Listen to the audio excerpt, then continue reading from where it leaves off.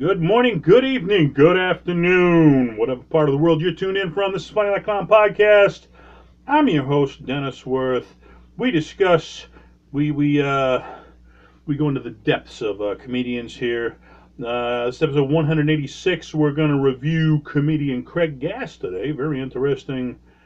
I guess road to comedy, you'd call it. Let's see. As always, today's episode is brought to you by G Vegas Buffalo Sauce for the spicy, sweet, savory taste of game time. There's only one G Vegas, the official Buffalo Sauce of Joke in the Box Comedy Club. Go to www.jokeinthebox.org. Get it shipped right to your door, man. Try it out. Support the local guy. Go green, go fresh. You know, you don't want to support these big companies getting big airplanes and fancy trips to the Bahamas. You support the local guy supporting his family, man. That's what you do. All right, let's get into it, man. Craig Gass, comedian, impressionist, actor. Best known, I guess, for his roles on King of Queens, Family Guy, American Dad, and Sex and the City. I guess what I guess he auditioned for the Howard Stern show to replaced Jackie the Joke Man, and I guess he came in second place, only to Artie Lang. So he was that close to hitting like the big time. I mean, not that he's not big time. He's the guy ain't working 9 to 5. I can tell you that much. He's just doing comedy, so that's cool. Put out his own comedy special, the worst comedy show ever. It's quite the name. It's catchy. You got to be catchy, and that's a catchy name. I guess into the interesting part of how he got started, he was born into a deaf family. His mom, dad, and sister were all deaf. So the only way, as a kid that he learned how to talk is he used to watch TV shows, and he used to mimic what he heard on TV shows. And by mimicking what he heard on TV shows, he just got a spot on, for being an impressionist, because he was like saying it exactly the way they said it, he's not realizing, you have your own tone, you have your own speech. I mean, it's quite the way to learn how to be an impressionist. Because I mean, I guess as a kid, that's how you learned how to speak, was just impersonating other people. So in the end, that makes you one hell of an impersonationist, I guess. Let's see. In New York City in 1988, his first roommate was actually Mitch Hedberg.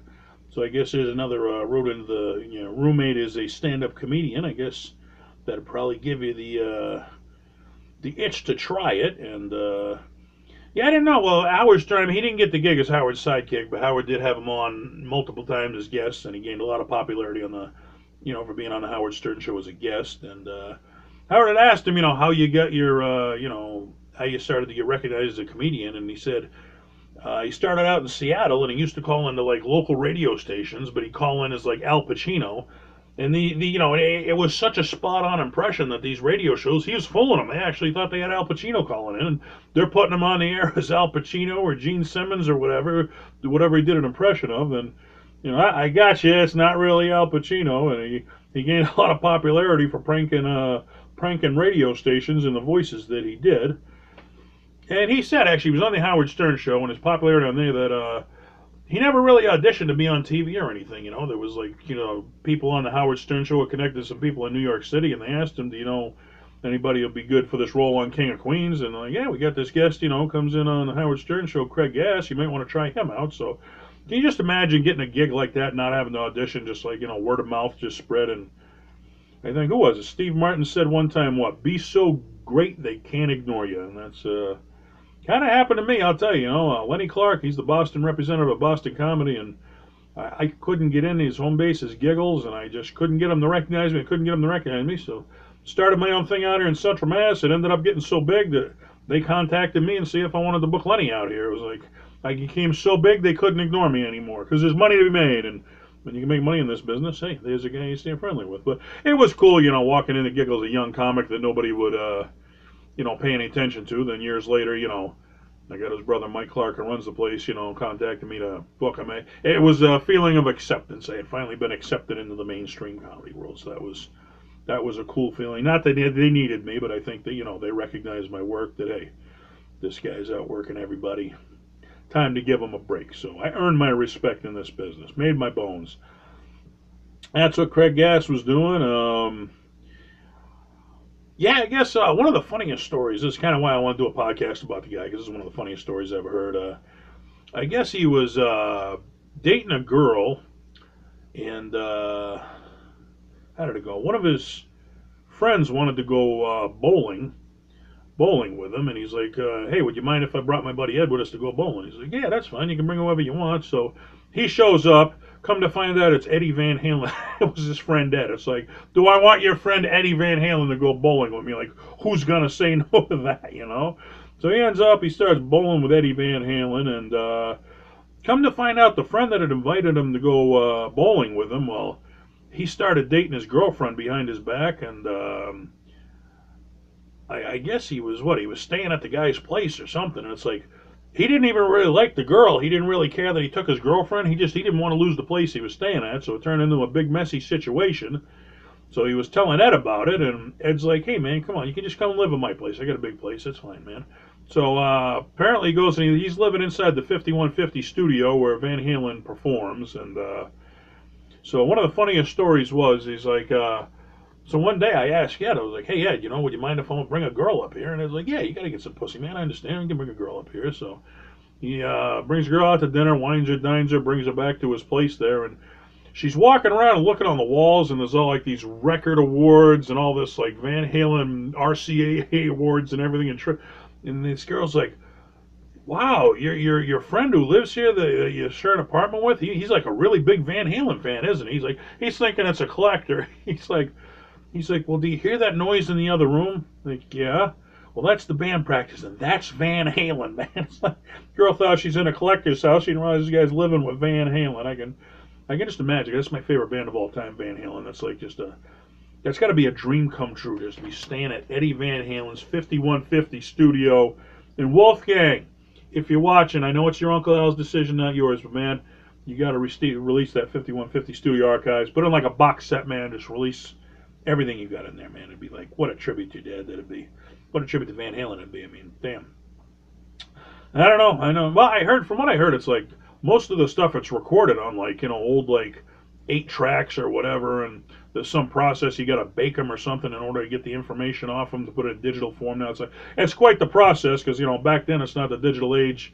When they started recording there, it was all like cassette tapes and 8-track tapes and all this old reels and stuff. So there's quite the process to get it into today's format where you can actually even listen to it, or much less replace it. Hours and hours and hours of work. And who you gonna trust to go in there? You'd have to find somebody you really trust, to go in there and do that, and not steal some of the stuff for themselves. And so it's a big project before it would ever happen. And where Wolfgang's out, doing his own thing, he'd have to put somebody else in charge of that. But from what I hear, I've seen some interviews. He said someday, possibly someday.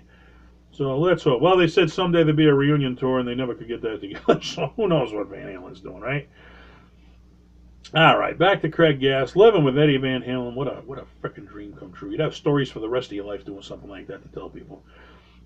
Yeah, man, I was living with Eddie Van Halen in his fucking studio one time. Really. Well, gee, that must have been a little bit cool. I don't know, but why not? All right, let's see.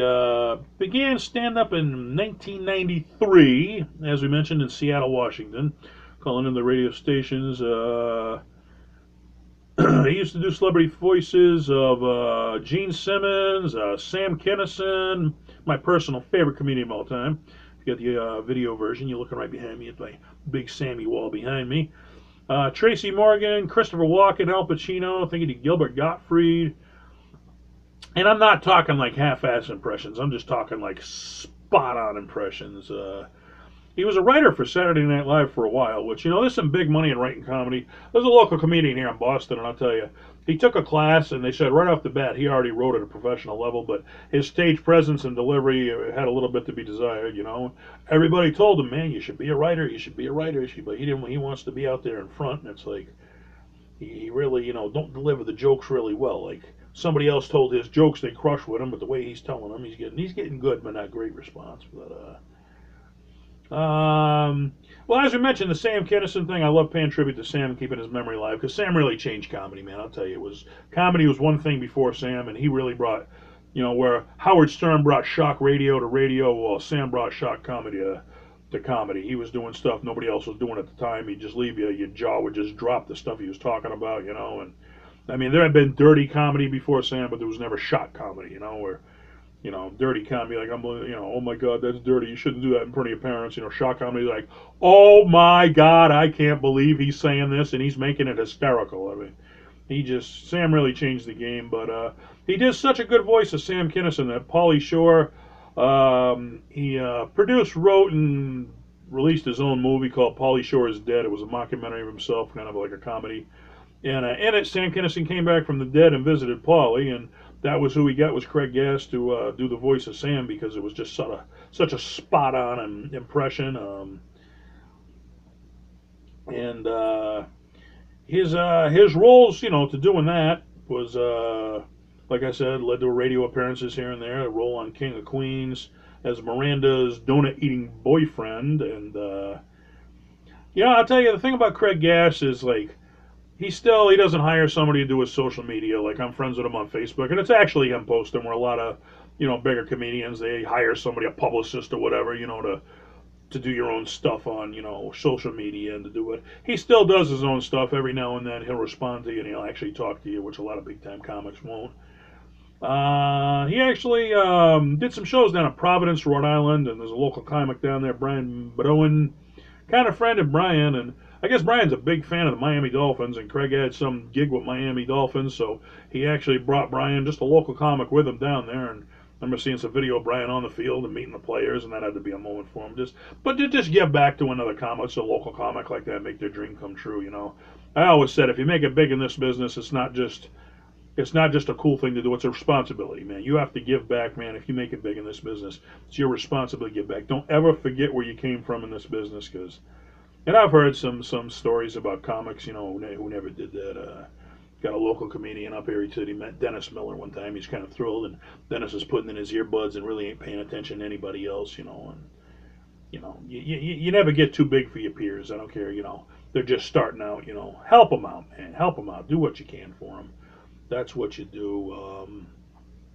Yeah, and there's been like podcasts, Brian's done locally where Craig Gass, he's actually come on the podcast and been on, which helps Brian's stock go up, so good for him helping out the local comics. And yeah, I mean, other than the cool stories of him coming up, I mean, I'd say he's not at the beginning of his career, but I can't say he's hit the peak. I think his best work is ahead of him, so I couldn't really find much about him. A little bit I found, a little bit I knew about him, but I just thought it was the coolest story why I should do a podcast, because man, he just starting out in a deaf family, and just the story of how he became an impressionist, and just having Eddie Van Halen a roommate. I mean, this is the stuff rock and roll dreams are made of right here. Every comic's like, I wish that had happened to me, man. I mean, which I guess it's like, what would you think? One of your friends says, do you want to go bowling, and it ends up to be Eddie Van Halen. I mean, what are the odds that it happened? That don't happen to everybody every day of the week. He was lucky to be in that position to have that happen. I know.